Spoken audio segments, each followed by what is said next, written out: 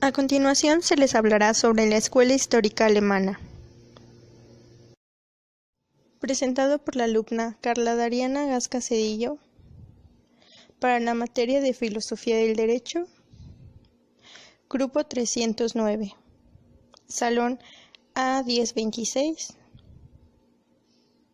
estudiante de Derecho en la Facultad de Estudios Superiores Acatlán, perteneciente a la Universidad Nacional Autónoma de México. Por mi raza hablará el espíritu. Los siguientes son los puntos que se abordarán en la siguiente presentación. Savigny era el mayor expositor de la escuela histórica alemana. Él decía que el derecho no podía ser creado de una forma absurda.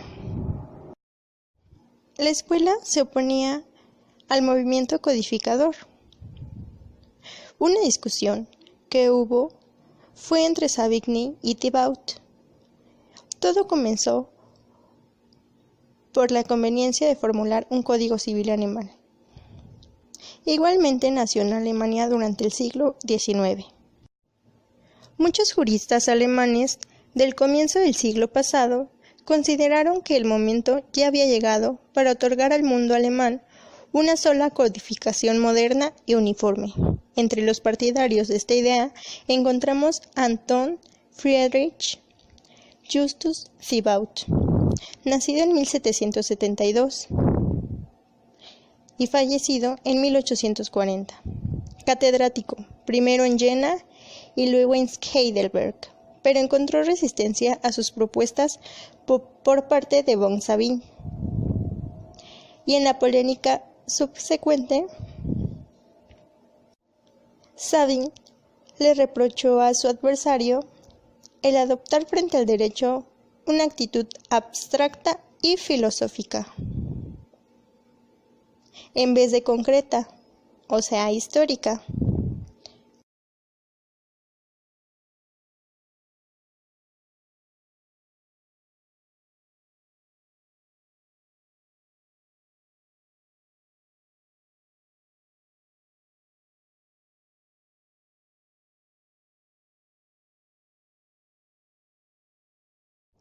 Como se ha dicho antes, la actitud de Sabin era una histórica, al contrario de su contrincante Anton Friedrich.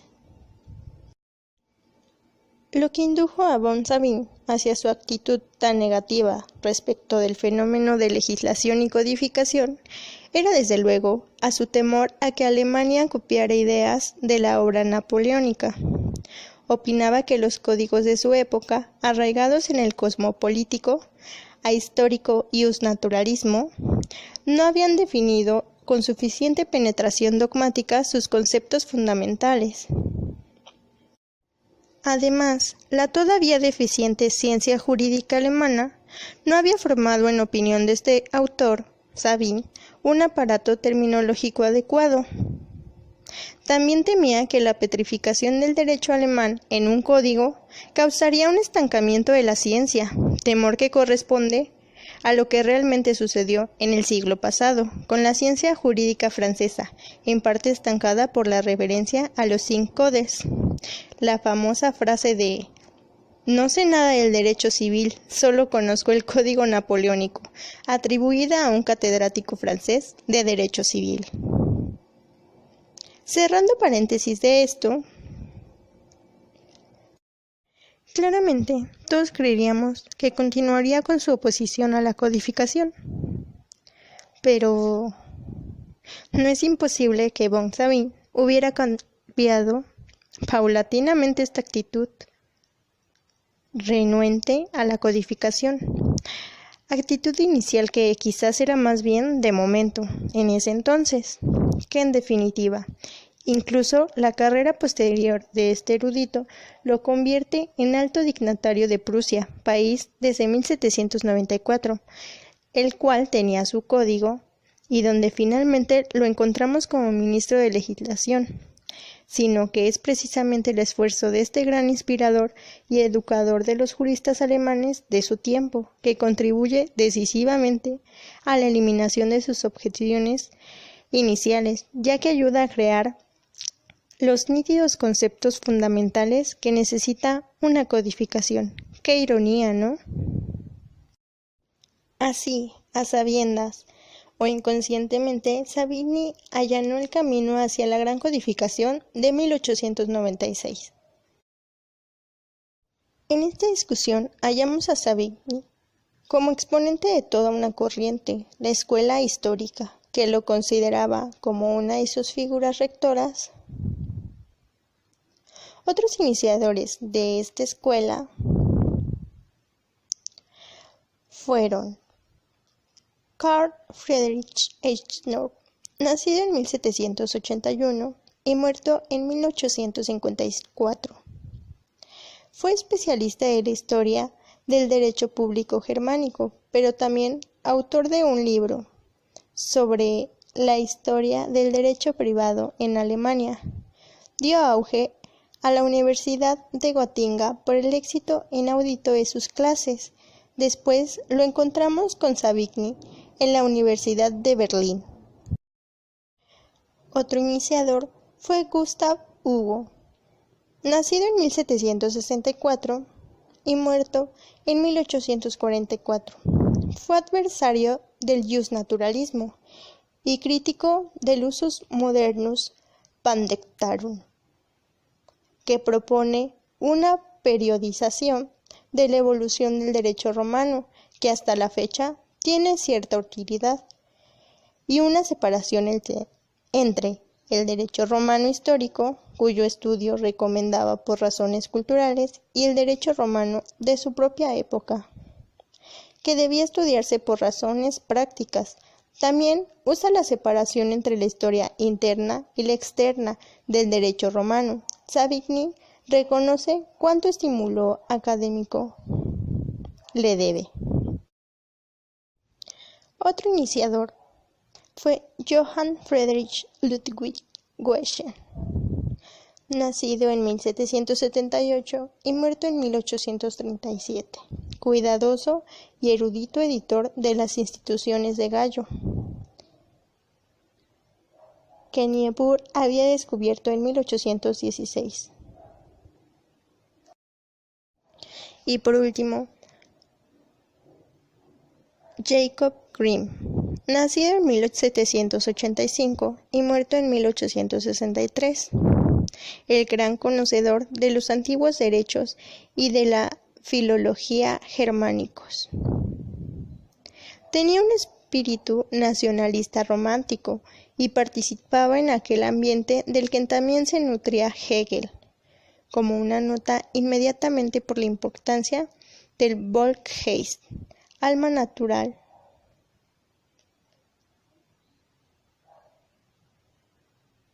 nacional, popular, para la configuración de un derecho que realmente se ajusta al modo de ser de la nación. Después de la muerte de Savigny, en 1863, la escuela histórica comenzó a repartirse entre las siguientes tres corrientes. En primer lugar, la del derecho germánico, una corriente que no totalmente estaba descuidada por Savigny, pero tampoco tratada por él con cariño y entusiasmo. Otra, que es en segundo lugar, la del derecho romano, visto desde un ángulo histórico. Y en tercer lugar, era aquella frecuentemente desacreditada, la pandectista alemana, que estudia el mismo derecho romano. La escuela histórica alemana, fruto del pensamiento del romanticismo, revitaliza el derecho y lo convierte en un ente animado por el espíritu del pueblo. El concepto del espíritu del pueblo es derrotero de los postulados de la escuela histórica del derecho, y es tomado de las ideas de los románticos, en especial de Herder, quien es considerado como un prerromántico, el cual decía: se trata de un conjunto de círculos concéntricos, a saber, la familia, las tribus, los pueblos, las naciones, que en su respectivo nivel constituyen una síntesis espiritual en relación con los pueblos. Herder habla del espíritu de los pueblos, pero es importante resaltar que estas unidades superiores son pesadas desde el individuo. Aquí, la clara influencia de la filosofía del Fichte. Lo mismo que los individuos particulares entre sí, también las unidades superiores forman una pluralidad, lo del espíritu del pueblo.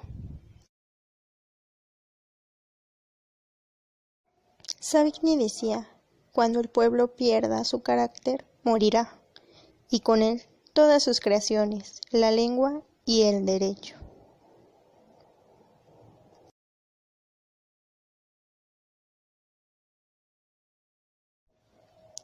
Las fuentes del derecho que considera la escuela histórica alemana son el derecho consuetudinario, el cual es el derecho que viene de la creación del pueblo. Es decir, no solo una persona lo hace, sino en conjunto se hacen estas leyes. Otro es el derecho legal. Este es el derecho que se manifiesta a través de los escritos que son creados por el pueblo, es decir, que están escritos en papel, no por palabra. Y por último, tenemos el derecho de los juristas. Este derecho es el material jurídico complejo que sistematiza y desarrolla en la labor de los representantes del pueblo. Un ejemplo de ellos son los jueces, los cuales se limitan simplemente a desarrollar una representación del pueblo para crear la justicia. No cualquier persona puede llevar a cabo esta tarea. La jurisprudencia de conceptos. Esta jurisprudencia parte de la premisa de que no hay enigmas en el derecho civil, sino que todo está resuelto en el derecho por los conceptos. La creación de la ley por científicos. Esta característica se refiere a los sujetos que idealmente deben intervenir en la creación de las leyes. Este es otro de los principios.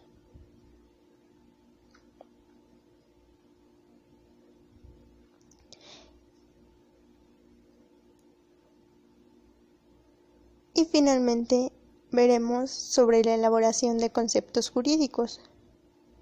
Esta elaboración es necesario apegarse a la dialéctica que se ve en la lógica formal y en las ciencias exactas. Como anteriormente se vio, la función del juez en la jurisprudencia de conceptos, lo único que debe de hacer es juzgar mecánicamente, ya que ya tiene conocimiento sobre los conceptos. Anteriormente se vio que el espíritu del pueblo, lo decía Savigny, era un pensamiento en donde el pueblo tenía un espíritu. Esto se basa entre el romanticismo y la escuela histórica alemana. Se decía que así como todos los hombres estaban dotados de un alma, en conjunto formaban un alma del pueblo. Así se pensaba. La consecuencia era, la práctica no da la fundamentación, sino solo la fijación del derecho. Esto quiere decir que da la conciencia jurídica. El derecho mismo nace del principio de la costumbre y no nace al final de ella. En términos generales, el derecho se va creando, va naciendo por medio de una costumbre, ya que después de esta costumbre se vuelve derecho. Gracias por su atención. Mi nombre es Carla Dariana Gázquez Cedillo y quedo a sus servicios. Orgullosamente UNAM. Facultad de Estudios Superiores, Agatlán.